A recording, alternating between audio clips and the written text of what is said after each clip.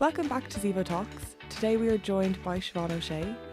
Siobhan is known for her work in CPL's Future of Work Institute, which examines workplace trends and diversity and inclusion. Siobhan is also a member of the board of the Dublin Chamber of Commerce and chairs the Labour Taskforce. Thank you very much for joining us today, Siobhan. Thanks for having me. So firstly, could you tell us a little bit about yourself? Perfect. So as you mentioned, I'm Client Services Director with CPL, and I've worked actually in the recruitment and talent solutions world for over 18 years now.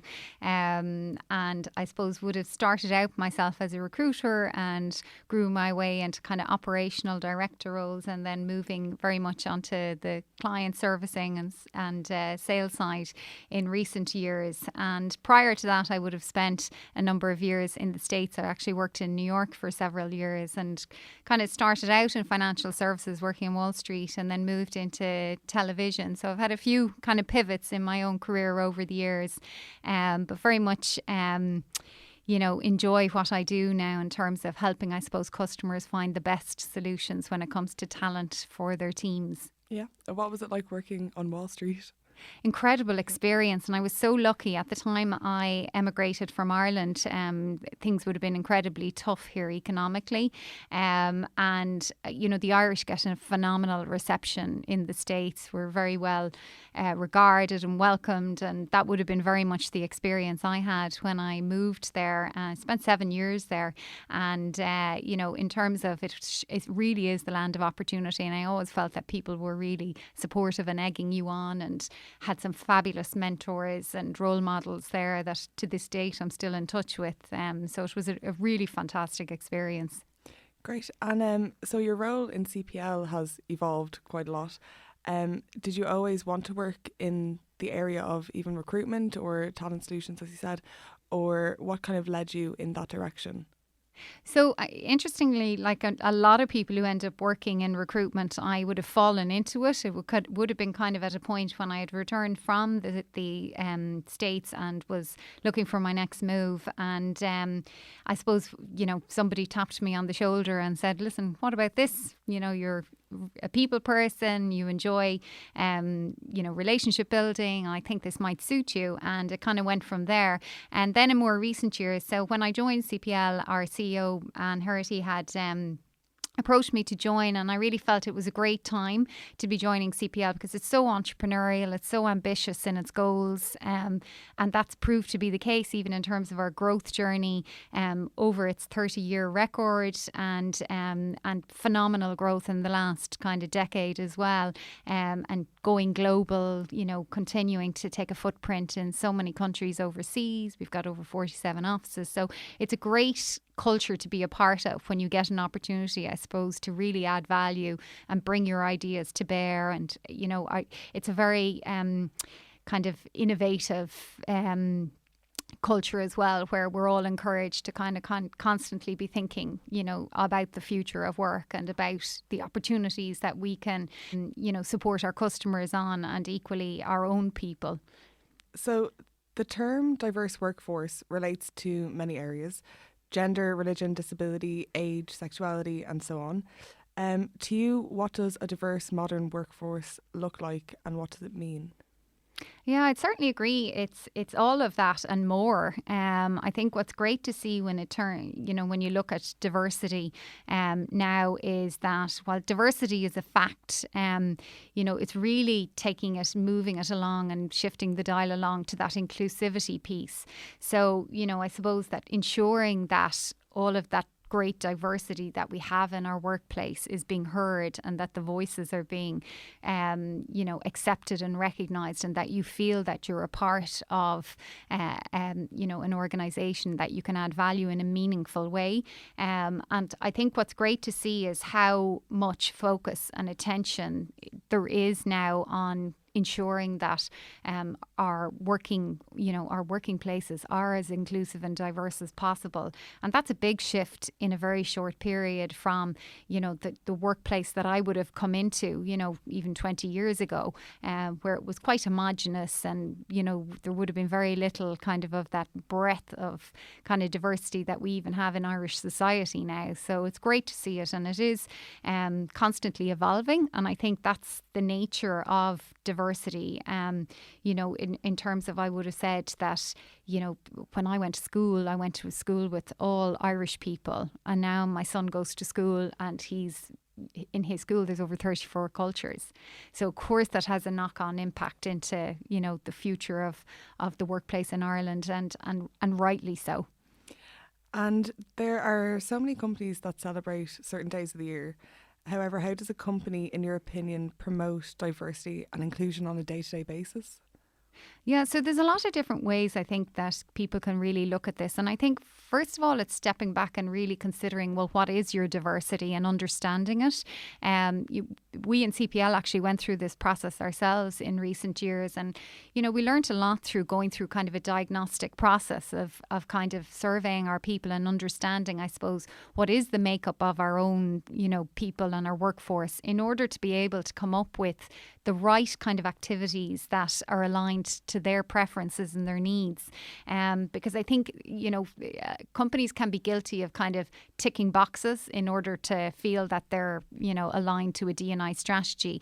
But really, when you scratch beneath the surface, there's maybe very little substance or connectivity on it to your employees. So I think knowing what is important and what matters to your people. So in some companies, for example, gender balance can be a big priority. Others at the minute, and one that's rising a lot actually, is, the focus on making sure that people who are marginalised, are more included in workplace makeup. So for example, even we do a lot of work with an initiative called Open Doors Initiative, where really they look at people in 3 different cohorts, people with disabilities, people who are long-term youth and unemployed, and migrants, and making sure all those cohorts have an opportunity to do meaningful work and to have gainful employment. So I think, I think there's lots of things that companies can do, but I think it's making sure, first of all, that you're clear on the purpose, that it really is authentic. It's coming from a place of authenticity, because otherwise people will, won't believe in it. And that you pick a few areas that are of most importance and aligned to what will resonate with your own people. And, in CPL, it turned out that we had 6 pillars that we ended up landing on that were of most relevance to our own people, which included things like gender, carers, working parents, generations, etc. So we found that that's made it easy for us then to align programmes of activities against those pillars. Great. The future of the Irish workforce is changing. How we work has changed completely in recent years. Do you think there are little moves organisations can make to future-proof itself? Yeah, absolutely. I mean, without a question, we're in the 4th industrial revolution. Change has never happened so fast. So I think organisations need to be really acutely aware of the importance of continuously evolving how they treat their people, how they, attract talent, how they retain talent in order to be competitive as possible. And I think there's a lot that companies can do to embrace the trends. And some of the, the current trends that are certainly high on, the radar, I suppose, in corporate life at the minute are this whole move towards flexible and smart working, and being able to really align yourself with, the importance that that's going to have in the future of work. Because I suppose we're all realising now that you don't have to just be at a desk to be productive and to be working, that you can be actually working anywhere as long as you have Wi-Fi. So, and we are seeing that people are, really challenging organisations, I suppose, to offer new ways of working for lots of reasons. It could be to do with, to reduce commuting time, to, and which actually leads to increase in productivity, to just meeting needs of the younger generations who want to work in different ways and more flexible ways. So that would be one thing. I would definitely see a shift towards creating programs for embracing lifelong learning, because the pace of change is happening so fast that the 10-year-old of today is most definitely going to work in a job that doesn't exist yet. So all of us, no matter what generation we come from, need to be continuously honing our skills and, being ready to adapt to this pace of change and transformation that's happening in the workplace of the future. And I think in Ireland, historically, we would have had a low enough lifelong learning rate, but I think it's improving dramatically because there is such a priority and a focus on supporting companies, I suppose, in their activities around this. I think there's lots of little ways then that companies can embrace D&I and embrace, I suppose, new ways of working.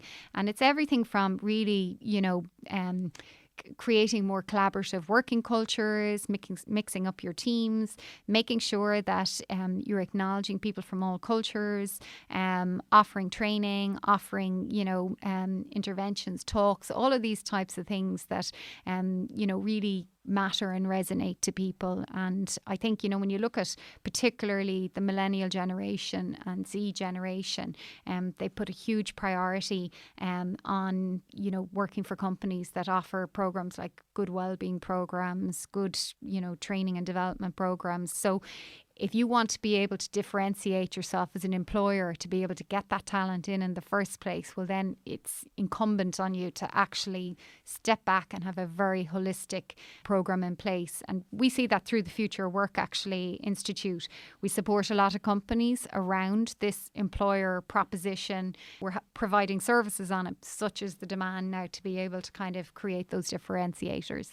It's definitely something that's come up in past discussions, how the next generation and the generation before that again are so aware of their wellness and their well-being that that's what they expect now from their employers. So it's almost, I feel like it's going to be nearly a new health and safety thing, will be health and safety policies, and then there'll be wellness and well-being policies as time goes on, because it's something that they're very aware of, and like self-care, it's also important. So it's definitely something that has come up in past discussions. Yeah, and it's great. It's great to see it because, when you look at the stress levels that are prevalent, in working organisations, we have to do something about it. So I think it's looking at that full kind of holistic, overview of all the different elements of well-being to make sure that you're, protecting your people's overall mental and physical well-being, and all the other dimensions of well-being as well. Yeah. So an area that you look at a lot is women in the workforce and the gender pay gap. Employment in Ireland is currently at a good place. So do you think that the gender pay gap is something that may broaden or narrow as the Irish economy develops? Look, I would absolutely love to say that I think it will narrow, and I really hope it will. I think particularly with the implementation of the new gender pay gap information bill, which is expected actually to be signed into law this year, it should really help. That legislation is particularly focused on companies with over 250 employees. But we still are, there's still a gap of, it's deteriorated actually in the last few years, of 16% between, male and female pay. So I think when you look at that on an aggregate, of course, we would all want that there's no gap, in as quick a period as time. But it is going to take probably a lot longer than any of us would like because of the systemic reasons for it. And I suppose there's so many different factors that contribute to it, from the cost of childcare, which means that we don't have as, strong and active supports and infrastructures as maybe countries like in the Scandinavia area to help our families to be able to say, okay, the mothers or fathers out there can, make decisions on how they work so that there's better equality. What you tend to see is that, what's typically happened is that the woman is opting into those caring roles, and it means that as a result our workforce participation rate is a lot lower than a lot of European countries. So it's going to require a lot of will and new initiatives, I think, in order to really put meaningful progress on it, because at the moment it's incredibly glacial to see dramatic changes when it comes to things like gender pay gap. And even when you look at the pipeline of talent coming into senior management and leadership roles, it's still it's not at the level it would be in order to kind of bridge that gap anytime near. And even if you look at our board statistics in Ireland are still shocking, in terms of the gender balance is completely out of kilter. And then the balance is, it's as it stands right now, it's about 26% female to male ratio. So, those are all contributing factors that lead into this, gap that we see. But I think there's a lot that organisations can do themselves in even looking how they mentor and sponsor their female talent to be able to encourage them to take on those opportunities that are further up in the food chain, to break down those glass ceilings, and to, with a wider funnel of looking at diversity as well. We know all the research shows that having better gender balance throughout an organisation actually leads to higher growth and returns. So, there's huge commercial and business benefit to doing this as well. I read in November that because of the gender pay gap, women were effectively not earning until January 1st, and I was just shocked. Horrified. So we were essentially working for free because of the pay gap. Yeah. And it kind of really opened my eyes, because you forget that these things are continuously going on, and you hear about it at one point and you're shocked, and then you forget about it, and then it happens again, and it's kind of until it's if it's not in your face. Sometimes I think that we can forget that it's always happening and it still exists. Because in Ireland, I feel like we think that we're keeping up, I guess, with European countries and people who are like Scandinavia, I guess, would be the greatest example. We just assume kind of that these things are happening, but they're not. So yeah. No, and it's interesting because we produced actually a piece of research through the Future Work Institute on the gender gap, and we really could see there's so many different factors at play that are to do with even from a young age, our biases that are ingrained in us that are maybe leading to things like a lack of female talent coming into STEM careers, and that starts quite young, so, we're not having the right subject courses available in secondary schools and things like that. So there's systemic reasons that can sometimes contribute to this, the rationale behind the gender pay gap. But, even in terms of the white paper, there is a lot that companies can do. And I think, what is important is that they are actually having a strategy on it to make sure that they're doing everything they possibly can do, I suppose, to switch up the dial. What's great to see is we're seeing a lot of our customers are approaching us actually on D&I, and to see how they can partner with us to help support them, I suppose, in making a difference. And I find that really heartening that companies really care and they want to make a difference. Yeah. So now onto a more personal note. You have an established career and you're also a mother. So how do you find that work-life balance?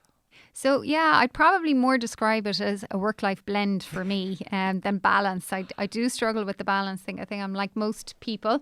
And I think given with the, this digital era that we're in, it's very, very hard to kind of completely switch off, I suppose, when you constantly have, access to technology that keeps you connected to your work. And I suppose particularly when you're really interested in your work and you love your work, it makes it hard to switch off as well.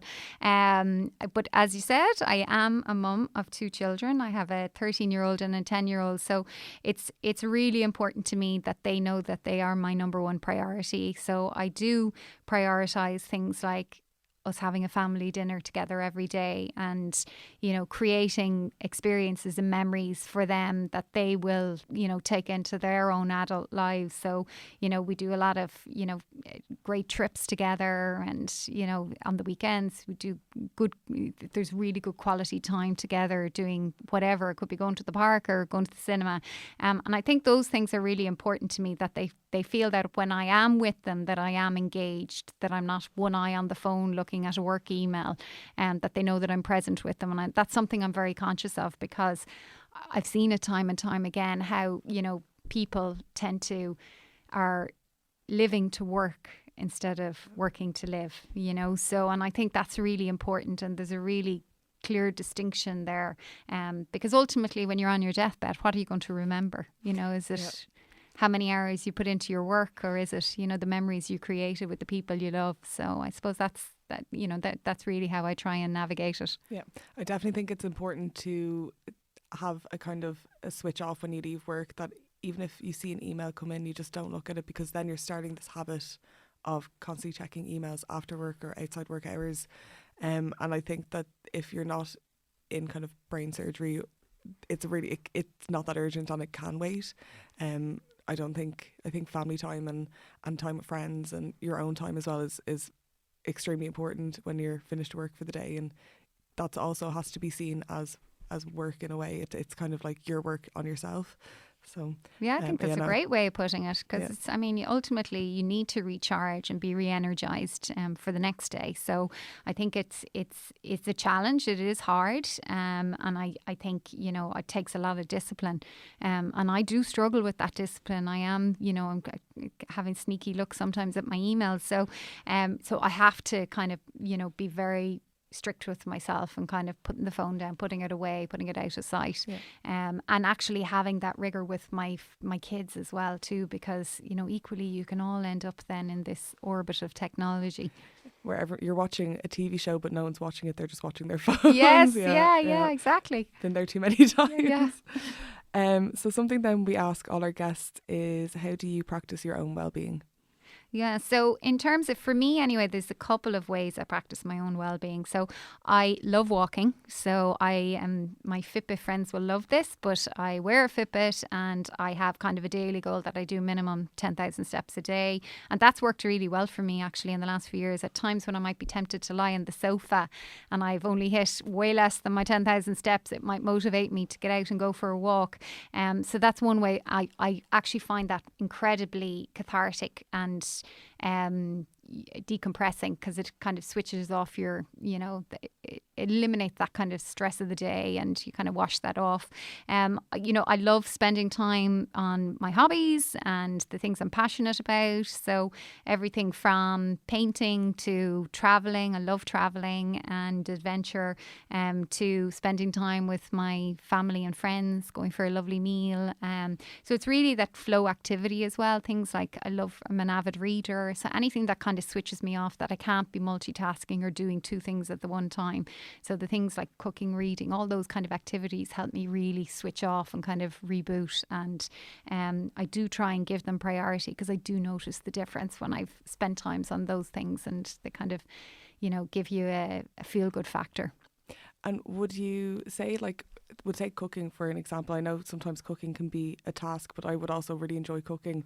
And I feel like there's a difference between when I'm cooking for my well-being, or I'm cooking as it's a task and it's a necessity. Do you find there's any difference with some of the things that you would do that could be tasks, or it's your well-being, you're doing this for some wellness? Yeah, so I would definitely say the cooking that you do on the weekends, where you have more time and you can be more, spend more energy on the type of recipe that you create, would be something that I would definitely, whereas during the week it's quite maybe a little bit more functional, but I find that just the process of maybe cutting the vegetables and getting the prep done and, the whole system is a real demarcation between your working day and now your evening, your personal time. So, for me, I think it's all good, because it's all kind of, stuff I enjoy. But definitely I would say that the baking or that on the weekends is a more zen process than the midweek cooking. Great. Thank you so much for joining us today. Thank you. Thank you. Thank you for listening to another episode of Ziva Talks. We would like to thank Siobhan for joining us today. Siobhan has clearly made great strides to invest in Ireland's future of the workplace. Her work has made the Irish workforce more future-proof and has developed the quality of well-being. Tune in next time to listen to more influential people making positive changes in Ireland.